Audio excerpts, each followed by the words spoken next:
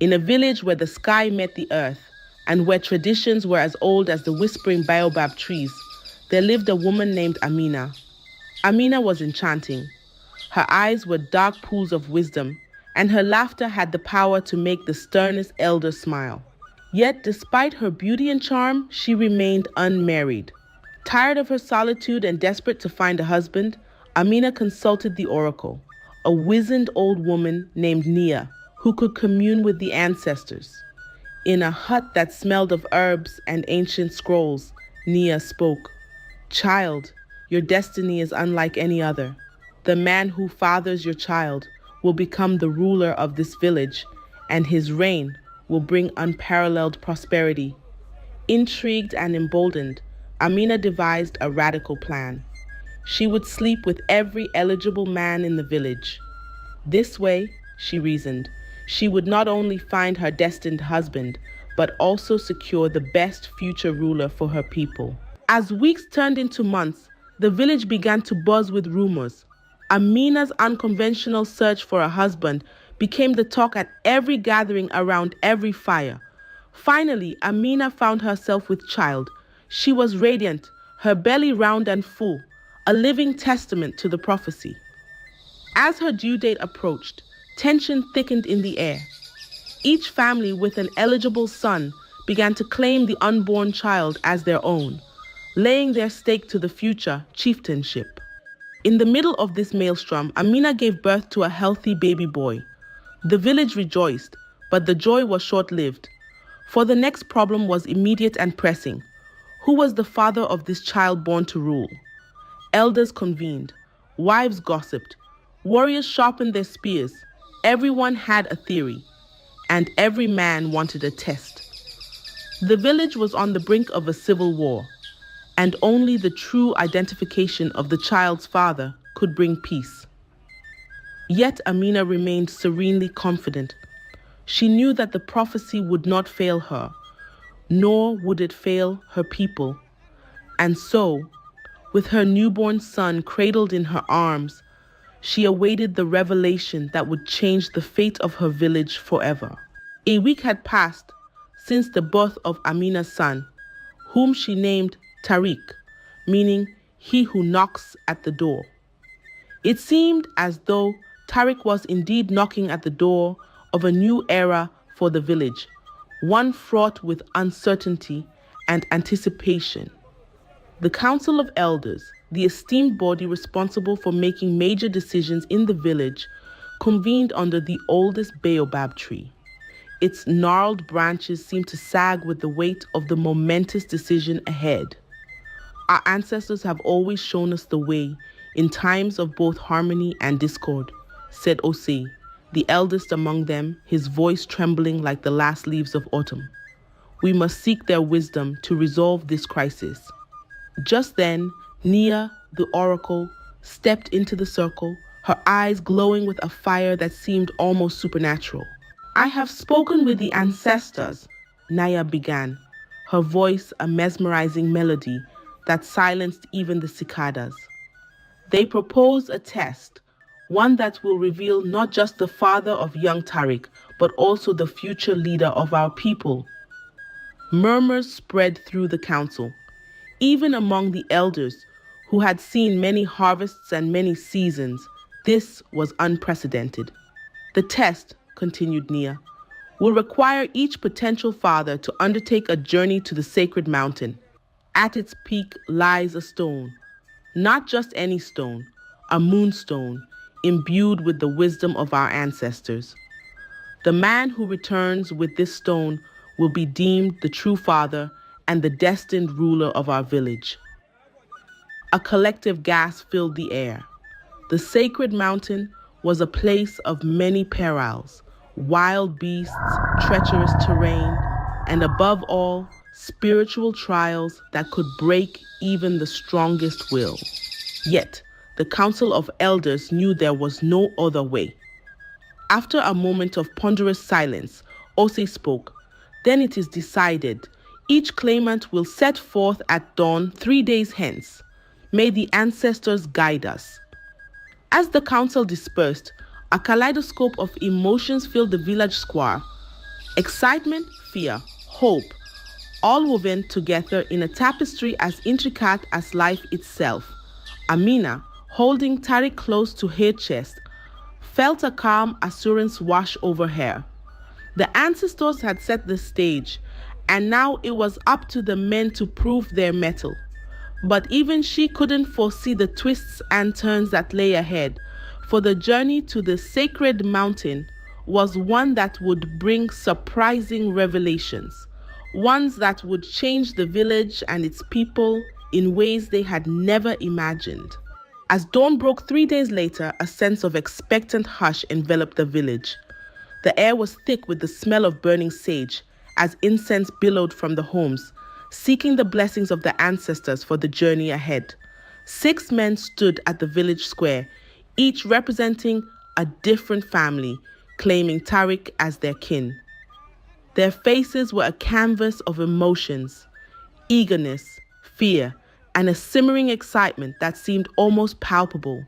Amina, cradling Tariq in her arms, watched them quietly. Her eyes met each of theirs, a wordless message that seemed to say, "May the best man win." With a blow of a horn and the beat of drums, the journey began. Each man carried a satchel filled with offerings, kola nuts, palm wine, and sacred amulets to honor the spirits of the sacred mountain. The path was laden with challenges, both physical and mystical. Rivers that twisted like serpents, forests that whispered secrets, and caves that echoed with the laughter and cries of forgotten souls. However, the real test lay at the foot of the sacred mountain. A stone altar stood there, inscribed with ancient runes that told tales of heroes and gods, love and betrayal. Beside the altar was a pool of water, so clear it mirrored their deepest fears and desires. As the men reached the altar, a voice echoed around them, a voice so ethereal it seemed to belong to the mountain itself. Offer what you value most, and you may proceed. The voice resonated, filling the air with an unspoken gravity. One by one, the men approached the altar. Some offered gold, others heirlooms passed down through generations. But nothing happened. The way to the peak remained sealed, as if mocking their futile attempts. Finally, it was Django's turn. Django was not the wealthiest or the strongest among them, but he was known for his wisdom and humility. Instead of placing an object on the altar, he knelt and offered a prayer for the village, for Amina, and for the unborn generations who would inherit the earth. As he finished, the altar glowed a soft, radiant light, and the path to the peak opened up as if summoned by his sincerity. Awed and humbled, the men followed Django as he led the way. The weight of their journey seemed a little lighter, the resolve a little stronger, bound by the newfound understanding that true leadership required more than just wealth or strength. It required the wisdom of the heart. The ascent up the sacred mountain was unlike any other climb. Every step seemed to be a dance between the earthly and the divine, where physical exertion met spiritual enlightenment. The men felt their breaths grow shorter, but their senses heightened. Every rock, every gust of wind, appeared imbued with ancestral wisdom. Finally, they reached the peak, where the night sky seemed to be within arm's reach, twinkling stars bearing witness to this pivotal moment in the village's history. There it was, the moonstone glowing softly in the moonlight, almost as if pulsating with the heartbeat of the mountain itself. Django approached the stone first, his hands trembling as he touched its cool surface. The moonstone lit up, its glow intensifying into a radiant beam that shot up towards the sky, returning as a cascade of light that enveloped him. "Django, son of Kofi," a celestial voice echoed, "you have proven your worth. This child, Tariq, is yours, and you are destined to lead your people." Overwhelmed by emotion, Django fell to his knees. The men who accompanied him were silent, humbled and awed by the revelation. their prior envy and rivalry dissipating like morning mist. As they descended the mountain, the village came into sight, bathed in the soft glow of dawn. The men felt different, transformed not just by the revelation, but also by the journey itself. It was as if they had shed layers of ignorance and ego, revealing new skins of wisdom and humility. When they arrived, the entire village had gathered, the tension in the air palpable, a sea of faces, anxious and expectant. Django stepped forward, holding the moonstone high for all to see. "The ancestors have spoken," he declared. "I am the father of Tariq, and it is my destiny to lead this village." A collective gasp followed, then a roar of cheers and ululations. The elders nodded in approval, their faith in ancestral wisdom reaffirmed. Amina, with Tariq in her arms, walked over to Django. Their eyes met, and in that moment, all the complexities and hardships seemed to melt away, leaving behind a pure, unspoken understanding. As Django took his son in his arms for the first time, the village erupted in joyous celebration. But Amina knew that this was just the beginning. They had averted a crisis and perhaps even started a new chapter in their history.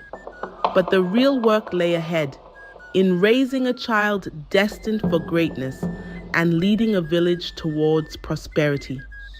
Yet, with the moonstone as their guiding light and ancestral wisdom in their hearts, they were ready to face whatever challenges lay ahead together. Several moons had passed since the day Django was declared the father of Tariq and the future leader of the village. A sense of peace and prosperity seemed to have settled over the community, a testament to the prophecy foretold. Or so it seemed. One fateful evening, as Amina was nursing Tariq under the shadow of their family hut, she overheard a hushed conversation from behind the thick baobab tree that stood sentinel-like near her home. "You've done well, Django.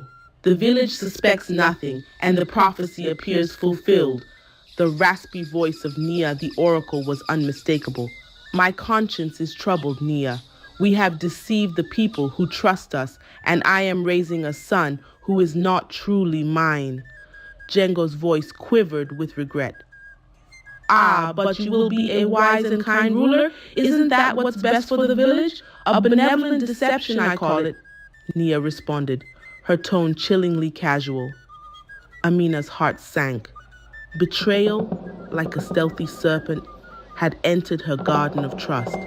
As she looked at Tariq, innocent and oblivious, a new resolve formed in her mind. The villagers might have been deceived, but they deserved the truth, especially when a future leader was in question. And her son Tariq deserved to know his true heritage. But how would she expose this conspiracy without plunging the village into chaos once again? Amina knew she had to tread carefully. The moonstone, the very symbol of Django's supposed legitimacy, suddenly seemed to her like the lock to a secret that only the true father could unlock. As the village slept, unaware of the storm that was quietly brewing, Amina began to formulate a plan. A test so definitive it would reveal the true father without doubt or dispute. But first, she had to ensure the moonstone's authenticity. For if the moonstone was part of the deception, its mystical power could still point to the real father, providing it was subjected to a ritual known only to the most enlightened sages. And so, under the veil of night, Amina set forth to consult the only person outside the village who could help her, the hermit sage of the Ebony Forest. Amina's journey through the Ebony Forest was fraught with risks, hidden pitfalls, nocturnal predators, and the ever-menacing darkness. But a mother's determination knows no bounds, especially when the future of her child is at stake. Deep within the forest, where ancient trees seemed to touch the heavens, Amina finally reached the secluded dwelling of the hermit sage. With a long, flowing beard and eyes that held the wisdom of ages, the sage welcomed her. "I have been expecting you, Amina," the sage began. "The forest whispers tales, and your plight has not gone unnoticed." Gathering her composure, Amina told the sage everything: the birth of Tariq, the journey to the sacred mountain, and the overheard conspiracy between Django and Nia. "I seek the truth, wise one," she concluded. "Can the moonstone still reveal Tariq's true father?" The hermit sage stroked his beard thoughtfully before speaking. "The moonstone is an ancient relic of truth. Its power can be manipulated, but it cannot be entirely corrupted. There exists a ritual, lost to time but known to me, that can cleanse the stone of any deceptions." Hope kindled in Amina's eyes as she listened intently to the sage. "You must perform the ritual of truth on the night of the new moon. The moonstone, bathed in the sacred waters of the Whispering Lake and subjected to this ritual, will shine only in the hands of the true Father." Armed with newfound hope and the elaborate instructions from the hermit sage, Amina thanked him and journeyed back to the village, her heart pounding with a mixture of hope, fear, and anticipation. She arrived just before dawn, slipping back into her home unnoticed. In her eyes was a glimmer of resolve, for she knew what had to be done next: retrieve the moonstone from its guarded sanctuary and prepare it for the ritual of truth. The stakes were sky high. If she succeeded, the entire village would finally know the truth. But if she failed, she risked not just her own reputation, but the very peace and harmony that currently blanketed her community. As she laid Tariq back into his crib, she looked at her son, his small face serene in sleep, completely unaware of the turmoil surrounding his young life. The new moon was just 3 nights away, and Amina knew that the future of her family and her village would be irrevocably altered by what the moonstone would reveal, or what it would fail to. As the new moon approached, Amina felt time compress, each second loaded with impending revelation or disastrous consequence. She had managed to discreetly acquire the moonstone from its sanctuary with the help of a sympathetic guard who believed in her quest for truth. Now it lay hidden beneath the floorboards of her hut, pulsing as if aware of its imminent role. Finally, the night of the new moon arrived. With Tariq safely asleep and Django away at a council meeting, Amina seized her opportunity. She unearthed the moonstone and set off towards Whispering Lake, a secluded body of water said to possess cleansing energies. Cloaked in darkness, her heart pounding in sync with her steps, Amina reached the lake and began the ritual of truth. She submerged the moonstone into the water, reciting the ancient incantations the hermit sage had imparted to her. As the last syllable left her lips, the moonstone glowed a soft white light, illuminating the dark waters. For a moment, Amina felt a ripple of energy course through her, as if the spirits of the lake whispered their approval. With the moonstone now cleansed and activated, she returned to the village, her every step shadowed by both anticipation and dread. Tonight, the village would gather for the Feast of Ancestors, a night of celebration, but for Amina, a night that would bear witness to either her ultimate vindication or her deepest disgrace. At the feast, as the villagers danced and sang, Amina revealed the moonstone, claiming it had been further empowered by the spirits for a special blessing. The crowd, high on communal fervor and intrigue, was eager to witness the spectacle. As per the ancient rites, let each potential father hold the stone, Amina announced, her voice unwavering. The true father of Tariq will activate its light. One by one, the men came up, each gripping the moonstone tightly, but the stone remained inert, its light dim, as if withholding its power. Finally, it was Django's turn. The crowd held its collective breath. Django held the stone, and it flickered but did not fully illuminate, Murmurs swept through the crowd, turning into exclamations of surprise and confusion. Before anyone could speak, a voice erupted from the back. Wait, the stone speaks not just to the hands that hold it, but to the eyes that meet it. Amina, look upon the stone. It was Nia, her eyes gleaming with a peculiar mix of fear and excitement. Amina lifted her gaze to meet Django's, her eyes then dropping to the moonstone. At that moment, the stone flickered violently and then went dark. Gasps filled the air. Django's face turned ashen. Amina's eyes met the crowd's, and in that moment, they all knew. Django was not the true father. The silence was shattered by Nia's maniacal laughter. You see, even the best laid plans falter before the will of the spirits. In the aftermath of the failed ritual, the village was consumed by a volatile mix of disbelief, anger, and urgent curiosity. The elders called for an immediate council meeting, its atmosphere charged with tension thicker than the humid night air.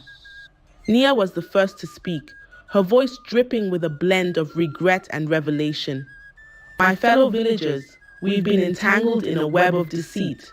The spirits have spoken through the moonstone. Django is not the true father. However, this should be a time of awakening, not division. The council erupted into a cacophony of arguments and accusations. Finally, the chief elder, Mbaka, rose, his age-old wisdom commanding silence. Enough, he boomed. The ancestral spirits are not pleased with our folly. We must seek the truth and not let division tear us apart.